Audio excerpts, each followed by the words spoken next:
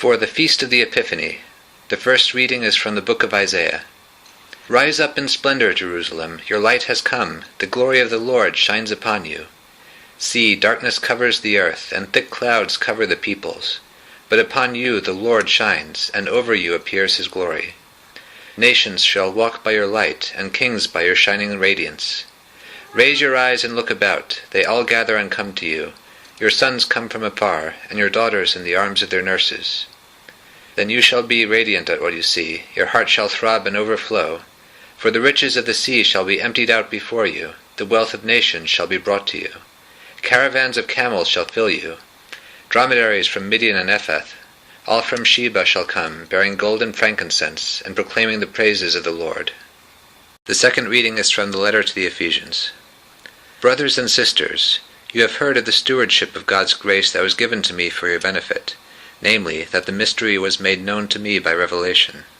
It was not made known to people in other generations, as it has now been revealed to his holy apostles and prophets by the Spirit, that the Gentiles are co-heirs, members of the same body, and co-partners in the promise in Christ Jesus through the gospel. The Lord be with you. A reading from the Holy Gospel according to Matthew. May the Spirit of the risen Christ be in our minds and in our hearts, that the wisdom of the gospel may penetrate the depths of our life. When Jesus was born in Bethlehem of Judea in the days of King Herod, behold, Magi from the east arrived in Jerusalem, saying, "Where is the newborn King of the Jews? We saw his star at its rising, and we have come to do him homage." When King Herod heard this, he was greatly troubled, and all Jerusalem with him. Assembling all the chief priests and the scribes of the people, he inquired of them where the Christ was to be born. They said to him, "In Bethlehem of Judea, for thus it has been written through the prophet, and you, Bethlehem, land of Judah, are by no means least among the rulers of Judah, since from you shall come a ruler who is to shepherd my people Israel." Then Herod called the Magi secretly and ascertained from them the time of the star's appearance. He sent them to Bethlehem and said, "Go and search diligently for the child. When you have found him, bring me word that I too may go and do him homage." After their audience with the king, they set out, and behold, the star that they had seen at its rising preceded them until it came and stopped over the place where the child was. They were overjoyed at seeing the star, and on entering the house, they saw the child with Mary, his mother. They prostrated themselves and did him homage. Then they opened their treasures and offered him gifts of gold and frankincense and myrrh. And having been warned in a dream not to return to Herod, they departed for their country by another way. The Gospel of the Lord.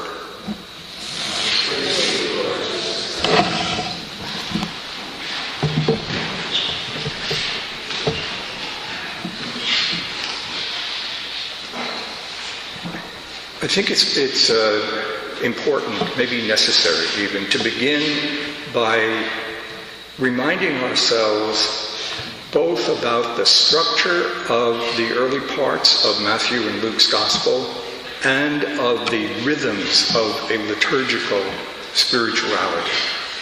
The reason I say that is that we don't have culturally a lot of we have no preparation really to live this time. We're at the end of Christmas time, the end of the famous 12 days of Christmas. We're almost there. 2 days from now would actually be the 6th.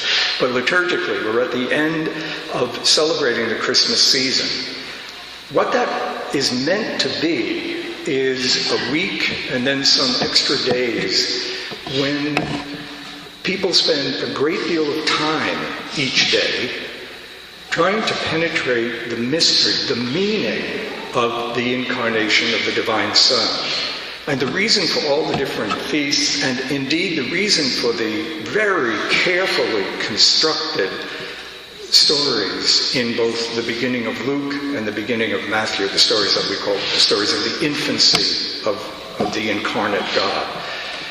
The reason for them is that these stories relived year after year, coming out of the experience, both the grace that we have acquired, the deeper penetration of God's Spirit in our imagination, the experiences we've had, the failures, the forgiveness, the triumphs, the human experiences bring us back year after year to have the possibility of entering more deeply into the meaning of the Incarnation.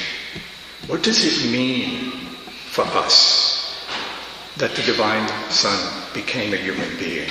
That once there was a man about whom people realized it was necessary to say, he is a man, he is a human being, he is a fully human man, and he is God, and that there is only one he in those two statements. What does that mean? Because we move in our culture very quickly away from announcements of something like Christmas. We moved away from Christmas very quickly.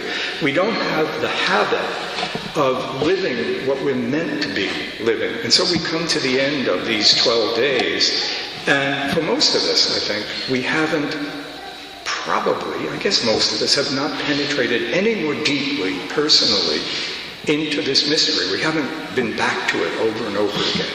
And also, we're not really trained to appreciate the specific theology, if you want, of Matthew's Gospel, the particular reason why he tells the stories that he tells. We even think of those stories as if they're facts, as if he's writing a kind of history. And in fact, in the world I grew up in, probably many of you, the stories of Matthew and Luke have just been all jumbled together into one story. They're very different from one another. They have very different ways of providing us with instruments into the meaning. Matthew's Gospel, for instance, I don't know if you know this, Matthew's Gospel has no story about the birth of Christ. Matthew's Gospel begins, with a story of the genealogy. Matthew traces the genealogy of Jesus back through the story of the Jewish people, back through to Abraham and then Moses and then David. Luke traces him back to the creation of the world. Very different, wants to locate the story. Luke tells the stories that we most associate, the story of the angels and the story of searching for a place to have the child and the story of shepherds who appear. None of that is in Matthew. Matthew tells the story of the genealogy of Jesus and then the story of Joseph, who is confronted with the challenge of this woman that he is about to marry being with child by God. One of the commentaries that I read during this week said something which I had never thought of. Most of the times we talk about the story of Joseph, and it's a kind of human story. What is he going to do with this woman? Is he going to embarrass her? What is he going to do about maybe she's, having a child out of wedlock? That's not in Matthew's mind at all.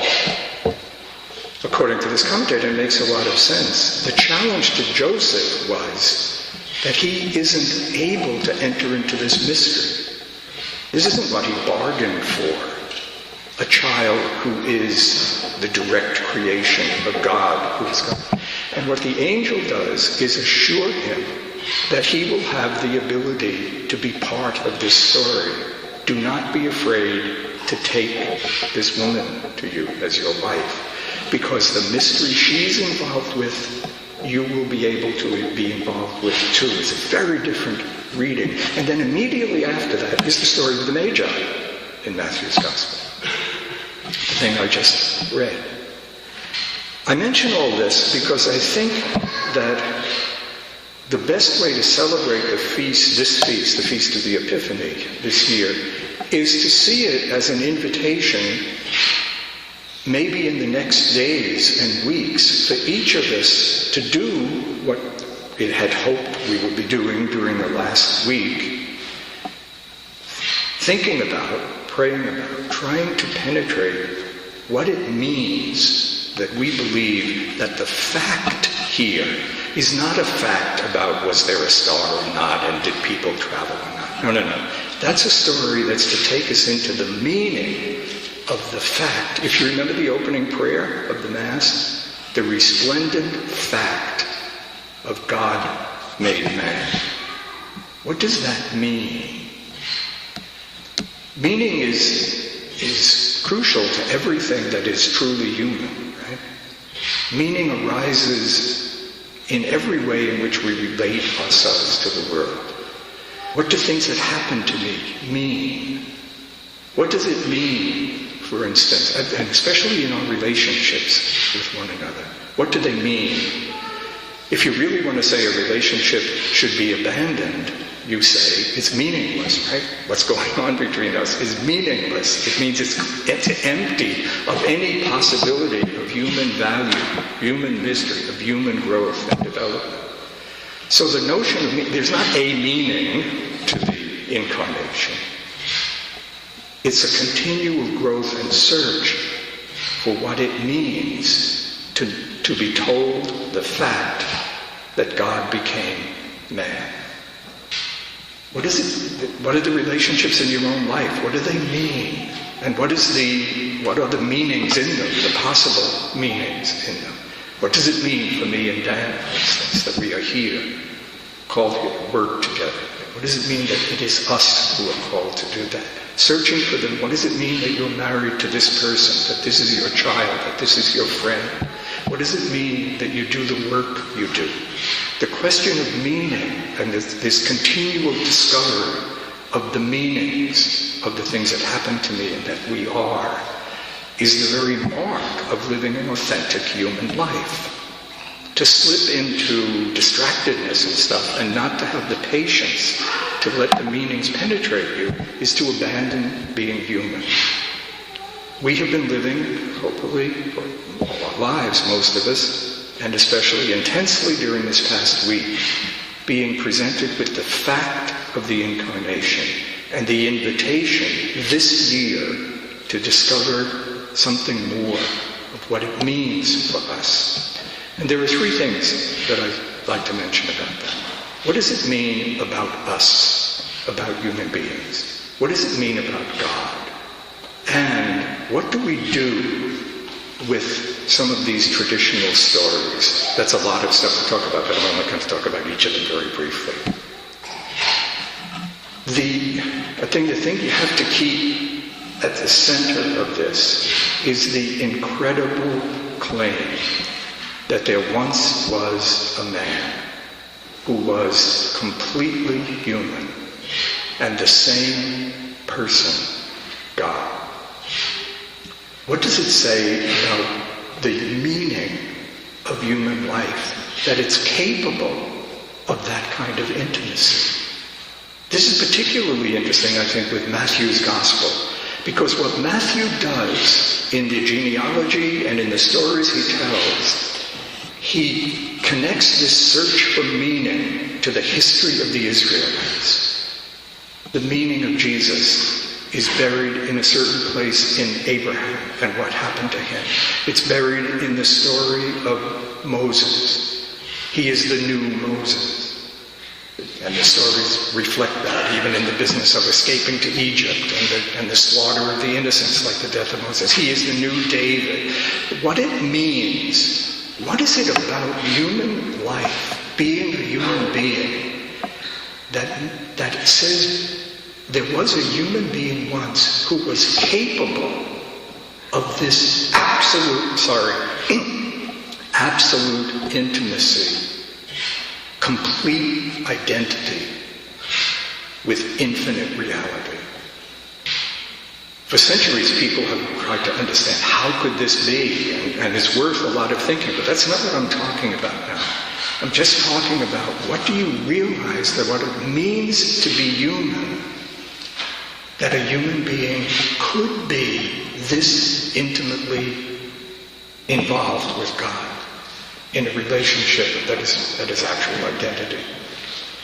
For Matthew, you have to penetrate over and over again these stories. It's not just a matter of abstract ideas about you being human. It's like the stories. It's like the meaning in music. If you have a piece of music and you say, well, what is it about? Well, the expression of what it's about is not in some abstract words. Beethoven's symphony is about this or that, about stroke. No. The meaning is in the music. You have to let the music penetrate you. You have to penetrate the music itself till in the way music puts you in the presence of meaning, you're in the presence of the meaning. You have to let these stories penetrate you, live them, imagine them, let them until the way in which a story puts you in the presence of Jesus. So the first thing that this feast reminds us of is a search for the me. What is it about me as a human being that will allow me somehow or other to share in this story of intimacy with God? What is it about being human that makes it possible for God to have become a human being? What is it about our freedom? What is it about our mind? What is it about our will? What is it about our choice and emotions? What is it about our dreams that makes this possible? Where is the meaning of this in my life? The second thing, what is it about God? And here it's almost more astounding. What does it say about infinite reality that it would choose to be so identified with a human being, and so with all human beings? There's a lot of stories about that. The stories all through the Gospels, the story of the whole life of Christ. But this day, we're talking just about God being a baby. God being a baby, a human baby who needs to be suckled, who needs to be comforted, who needs to be protected. What does it say about the meaning of infinite reality that it would choose to be so vulnerable? We talk about the humility of God in living a human life, the humility of God revealed in the story of Jesus and the way he dealt with other human beings and why he was willing to suffer and what he meant and all that. But this is even more profound, it seems to me. The God who will be so humble as to offer his reality to us in a way in which we are the powerful ones and he is the needy one. What does that mean about God? And what does it say or mean about a relationship between this God and us? When I was thinking about this and preparing it, I thought about the Eucharist, because it seems to me it's the same thing.